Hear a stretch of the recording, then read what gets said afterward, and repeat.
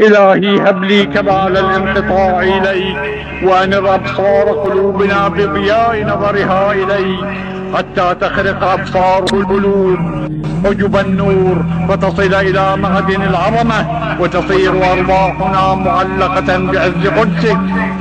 إلهي واجعلني ممن ناديته فأجابك، ولاحظته فصعق لجلالك، فناجيته سرا وعمل لك جهرا. إلهي لم أسلط على حسن ظني قنوط الأياس، ولانقطع رجائي من جميل كرمك. إلهي إن كانت الخطايا قد أسقطتني لديك، فاصفح عني بحسن توكلي عليك.